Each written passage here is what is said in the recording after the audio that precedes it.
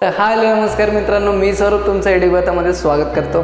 जसं मागच्या वीकमध्ये मी तुम्हाला प्रॉमिस केलं होतं, from this week I am going to start English grammar and social science. तर या वीकपासून आपण इंग्लिश ग्रामर आणि सोशल सायन्स स्टार्ट करणार आहोत. सो आज आपण बघणार आहे इंग्लिश ग्रामर सिरीजमधला first topic, that is sentence. ठीक आहे, त्यामध्ये पण आपण सिम्पल सेंटेन्स काय असतं, कंपाऊंड सेंटेन्स काय असतात आणि कॉम्प्लेक्स सेंटेन्स काय असतात हे बघणार आहे. ठीक आहे, so in the today's lecture, in the today's topic we are going to see what do we mean by sentence and what are kinds of sentences. Those are simple sentences, complex sentences and compound sentences. So let's start with the topic sentences. Topic सुरू करण्याच्या अगोदर एक request असेल, तुम्ही आता बसताना एक notebook आणि एक पेन घेऊन बसा, बिकॉज मी काही टर्म्स किंवा डेफिनेशन्स बोर्डवरती लिहून एक्सप्लेन करतोय, ते तुम्ही नोट डाऊन करू शकता. So let start with the term sentence. तो what do we mean by sentence? So basically sentence is a collection of word. Sentence is a collection of words that has a meaning. Sentence एक collection of words आहे, म्हणजे वर्ड्सचा collection आहे. वेगवेगळे वर्ड्सला आपण collect करून एक sentence बनवतो, ज्या सेंटेन्सला अर्थ असला पाहिजे, त्या कलेक्शन ऑफ वर्ड्सला मिनिंग अर्थ असला पाहिजे. कळलं तुम्हाला? For example, he jumped into a swimming pool. He jumped into a swimming pool. त्याने स्विमिंग पूलमध्ये जम्प मारली. ह्या कलेक्शन ऑफ वर्डला मिनिंग आहे, बरोबर, त्याने स्विमिंग पूलमध्ये उडी मारली. ठीक आहे, so such collection of words are called as sentences. Such collection of words are called as sentences. कळलं तुम्हाला? त्यानंतर sentences starts from the capital letter and ends with the punctuation mark, that is full stop. ठीक आहे, इथं मी जसं दिलं तुम्हाला punctuation mark, फुल stop, ह्याचा अर्थ काय होतो? Sentence start with the capital letter म्हणजे इकडं बघा तुम्ही, जसं मी मार्क करून ठेवलं, he jumped into swimming pool. Start होतोय एचनी, सो एच कॅपिटल आहे. एंड होतोय पूल नंतर, तुम्हाला पंक्च्युएशन मार्क दिसतोय आहे. So this can be termed as a sentence. ठीक आहे, त्यानंतर sentence can also be determined with the help of subject, verb and object. कसं करणार आहे आणि डिटरमाइन आपण? Sentence is equals to subject plus verb plus object. म्हणजे subject, verb आणि ऑब्जेक्ट या तीन गोष्टी जर तुमच्याकडे असतील तर तुम्ही you can make a sentence. Sentence is equals to subject plus verb plus object. तर तुम्हाला माहिती आहे का सब्जेक्ट काय, वर्ब काय आणि ऑब्जेक्ट काय? नसेल माहिती तर मी शॉर्ट रिव्हिजन घेतो आणि आपण सगळ्यात पहिले बघू सब्जेक्ट काय. ओके, जसं मी तुम्हाला सेंटेन्सचं एक्झाम्पल सांगितलं होता, he jumped into a swimming pool. He jumped into a swimming pool, त्यात मी तुम्हाला सांगितलं this sentence consist of a subject, a verb and a object. तर कसं करणार आपल्याला? ह्या सेंटेन्समध्ये एक सब्जेक्ट आहे, एक वर्ब आहे आणि एक ऑब्जेक्ट आहे. तर मी तुम्हाला सांगतो, he jumped into a swimming pool. He jumped into a swimming pool. कोणी उडी मारली? He. So he here consist a subject. ठीक आहे, त्यानंतर jumped into a swimming pool. Jumped into a swimming pool. Jumped एक ॲक्शन आहे, so jump will be verb and into a swimming pool. कशात jump केली त्यांनी? Swimming pool. So swimming pool तुमच्या ह्याच्यात ऑब्जेक्ट असणार आहे. स्विमिंग पूल काय असणार आहे तुमच्या ह्याच्यात? ऑब्जेक्ट असणार आहे. तसंच आपण सब्जेक्टला काय करणार आहे? Subject is a part of a sentence that contains the person or thing performing the action in a sentence. म्हणजे सब्जेक्ट एक असा पार्ट ऑफ सेंटेन्स आहे जो इन्फॉर्मेशन देतो ज्याच्याबद्दल ती घटना घडत आहे. जसं की Ramesh was sleeping. Ramesh was sleeping. मग घटना कोणाबद्दल घडतीये? रमेशबद्दल. कोणाबद्दल? ती incident is happening about the Ramesh. Ramesh is sleeping or Ramesh was sleeping. Who was sleeping? Ramesh was sleeping. So Ramesh here is a subject. Ramesh here is a subject. कळलं तुम्हाला? रमेश इथं सब्जेक्ट आहे कारण की त्याची चर्चा होत आहे. त्याच्यानंतर you are a great singer. You are a great singer. तुम्ही एक उत्कृष्ट गायक आहात. तुम्ही एक उत्कृष्ट गायक आहात. कोणाबद्दल चालू आहे चर्चा? तुमच्याबद्दल, म्हणजे you. So here you is a subject. You तुमचं इथं काय असणार आहे? सब्जेक्ट असणार आहे. कळलं तुम्हाला? ओके, आता आपण बघू what do we mean by verb. So verb are the words that express the action, state of being or a condition. Verb are the words which express the action or state of being or a condition. म्हणजे verbs एक असे words आहेत जे काय करतात, ते एक action आहे ही दाखवत आहेत किंवा स्टेट ऑफ बीइंग म्हणजे त्याची स्थिती और अ कंडिशन, या तीन जर गोष्टी ते वर्ड्स दाखवत असतील तुम्हाला, त्याचा अर्थ तुम्हाला सांगत असतील कुठल्या गोष्टीबद्दल. एक तर त्याची ॲक्शन घडत आहे किंवा त्याची स्टेट ऑफ बिंग म्हणजे त्याची स्थिती किंवा त्याची कंडिशन, या 3 गोष्टीबद्दल जे वर्ड्स तुम्हाला सांगतात त्याला आपण म्हणणार आहे वर्ब्स. त्याला काय म्हणणार आहे आपण? वर्ब्स. ठीक आहे. For example, Ramesh is going to school. Ramesh is going to school. Is going जातोय, ही ॲक्टिव्हिटी घडते तुमची किंवा ॲक्शन घडते तुमचा. So is going to school म्हणजे इज गोइंग इज तुमचा इथं वर्ब. ठीक आहे. त्याच्यानंतर he is a good boy.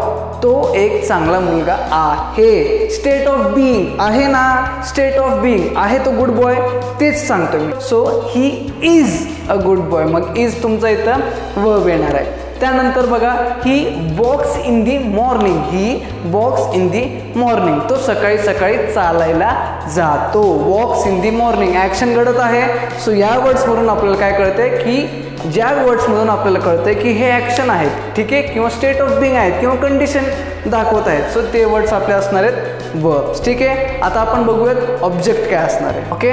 So an object is a noun or pronoun that is governed by a verb or a preposition. म्हणजे object एक noun किंवा pronoun असणार आहे जे की वर्ब किंवा प्रिपोजिशनने कंट्रोल केलं जाईल, गवर्न्ड केलं जाईल. गवर्न म्हणजे कंट्रोल केलं जाईल. कसं? एक्झाम्पल कन्सिडर करा. They are playing cricket.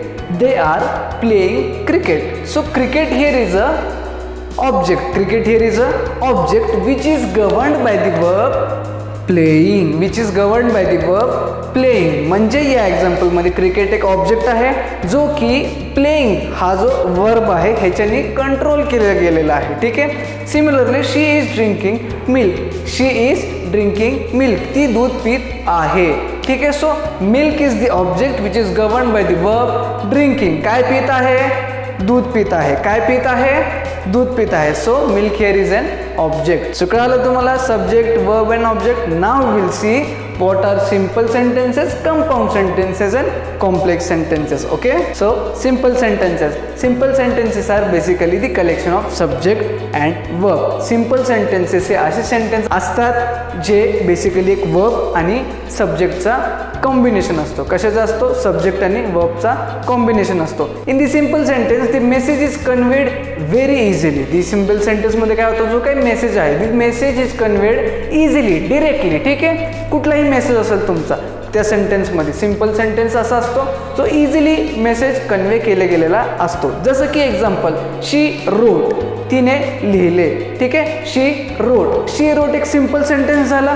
त्यामध्ये तुम्ही बघा, she is a subject, wrote is a verb आहे. सो सब्जेक्ट आणि वर्बचं कलेक्शन आहे, कॉम्बिनेशन आहे, जसं मी तुम्हाला सांगितलं होतं. त्याच्यानंतर Sohail cries. Sohail cries, where Sohail is the subject and cries is the verb. Sohail is the subject and cries is the verb. ठीक आहे. त्यानंतर Ramesh went to the market. Ramesh went to the market. Ramesh हा मार्केटला गेला. Ramesh is the subject and went is the verb. So simple sentences are basically combination of subject आणि verb. एवढं लक्षात ठेवा. मिनिमम एवढ्या गोष्टी तरी असणारच आहेत. एक सब्जेक्ट आणि एक वर्ब तर असणार आहे. Okay. Now we will see what do we mean by compound sentences. So compound sentences, when two simple sentences are joined with the help of a comma or a conjunction, then those sentences are called as a compound sentences. म्हणजे जेव्हा दोन simple sentences तुम्ही join करणार आहात, पण कसं join करणार आहात? विथ द हेल्प ऑफ, म्हणजे कॉमाच्या मदतीने किंवा एक कंजक्शनच्या मदतीने जेव्हा तुम्ही दोन सिम्पल सेंटेन्सेस जॉईन कराल, त्या सेंटेन्सेसला आपण म्हणणार आहोत कंपाऊंड सेंटेन्सेस. त्या सेंटेन्सेसला काय म्हणणार आहोत आपण? Compound sentences. जसं की एक्झाम्पलमध्ये बघू, we shopped all the day but didn't buy anything. आम्ही दिवसभर शॉपिंग केली पण काहीही घेतले नाही. We shopped all the day हा एक सिम्पल झाला. वी डिडंट बाय एनिथिंग हा एक सिम्पल सेंटेन्सेस झाला. या दोन सिम्पल सेंटेन्सेसला कशाने जॉईन केलं? बटने जॉईन केलं. जसं तुम्हाला सांगितलं होतं, कॉमा और कंजक्शन या दोन गोष्टींनी आपण, या दोनपैकी कुठल्याही गोष्टीने आपण जॉईन करू शकतो.